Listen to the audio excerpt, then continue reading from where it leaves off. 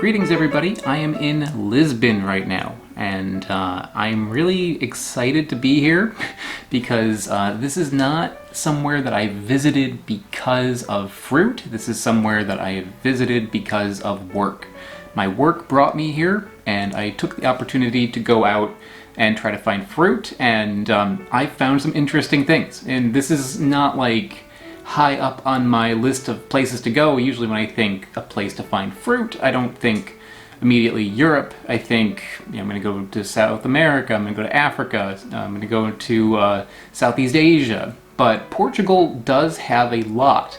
A lot of the things I've been seeing are like a lot of really interesting varieties of apples and pears and things like that, but also some things that you don't really expect to find. And I want to start there. I want to start with two of the most surprising things that I've seen at markets like all over the place in Lisbon.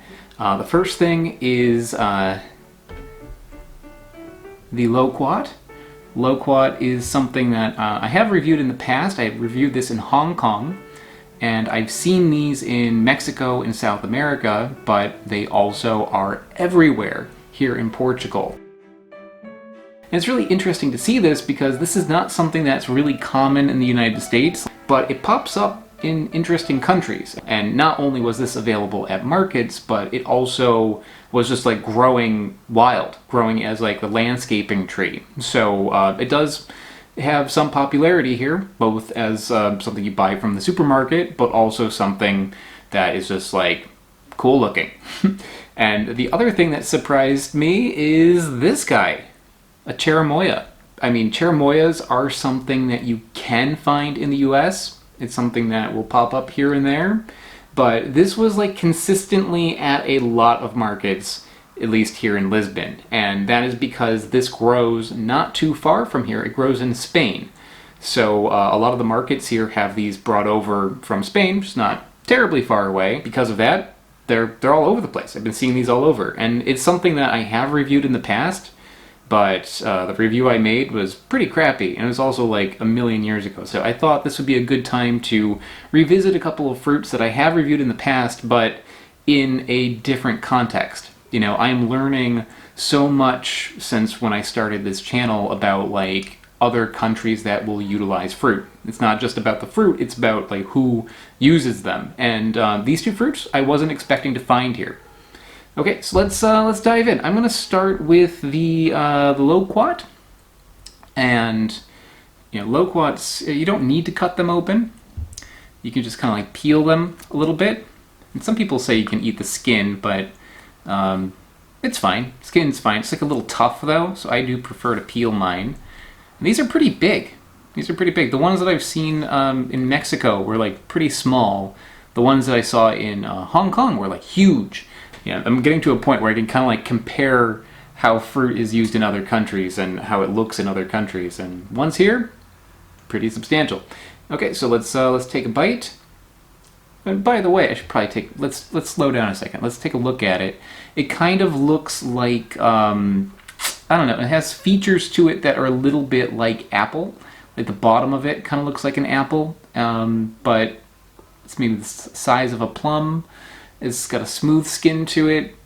It's very succulent. As you can see here with this one that I peeled, you can see it kind of like glistening there.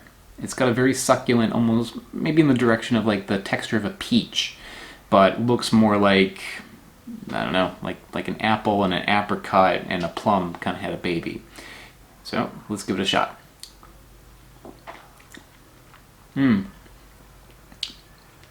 That's a really good one. I feel like loquats can be kind of hit or miss. This one's a hit, for sure. And what's really nice about it is it doesn't just look succulent, it is succulent. It's really, really juicy.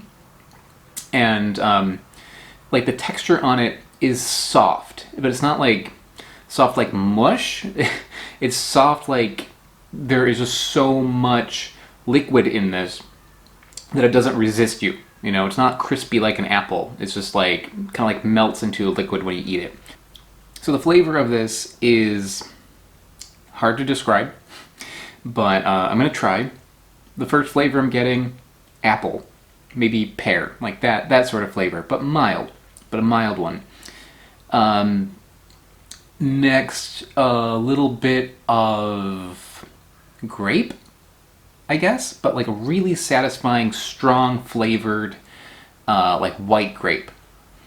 Actually, maybe a little bit more in the direction of a star fruit.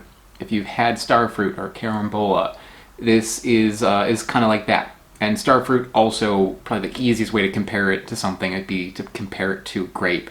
But it's not exactly that, but like in that sort of direction. So if you've had star fruit, it's like star fruit and apple. If you haven't had star fruit, it's like apple and grape. That's probably the best way to describe this one. But really, really good. And this one, really nice. Okay, next, the cherimoya.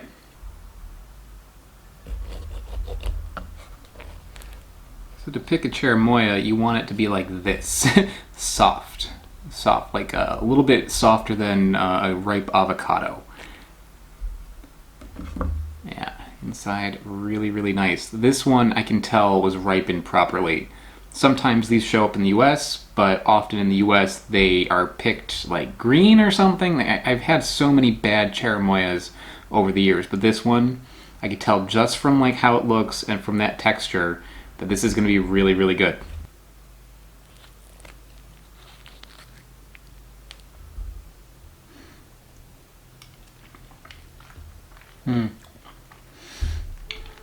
It's full of seeds, but flavor is excellent.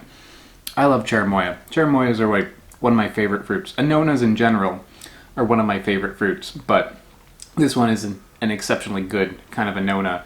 The texture of this is, I don't know, it's kind of like a firm pudding. It's got like a little bit of like a fiber to it, but not much. It's kind of like smooth and creamy. It reminds me of having like a custard. There is a custard apple, which is related to this, but custard apple also is sometimes used to refer to any kind of fruit that looks like this or is related to this. And for good reason, because it does kind of give you that feeling of like cream, like a creamy sort of taste. But it doesn't taste fattening. It tastes very light. The actual flavor of this is kind of hard to describe though. It's like a lot of different tropical fruits kind of like blended together. So I'm getting a little bit of like a banana taste, a little bit of a pineapple taste, coconut flavor, definitely, and also maybe like a little bit of a pear. It's not like super strong, but the flavor that is there is very complex. And it's very sweet. It's sweeter than an apple. This is maybe like a 7 out of 10. They're a little bit tart, but not much. Maybe like a 2 out of 10. They're just full of seeds. Attractive, but it's not too terrible. I would say this has less seeds than a sugar apple. Okay, so I think that's about it. Hope you enjoyed this little bit of a revisiting of some of the past favorites that I've had, and I'm excited to see what else I can find while I'm here in Portugal. So stay tuned, everybody. Bye-bye. I would like to give a big shout out to Smarter Every Day, Loftyrex, and JMac. They are mega patrons over on patreon.com. Patreon, I'm sure you've heard about it, but basically it is how I can afford to go on all the adventures that I go on this channel and how I buy all the fruit that I buy. So if you are interested in supporting the channel, check out the link in the description below. Another way to help out is by going to my website. My website has all my videos organized into categories, which is pretty cool, and I also have t-shirts for sale over there. So check it out, and I will see you all next time.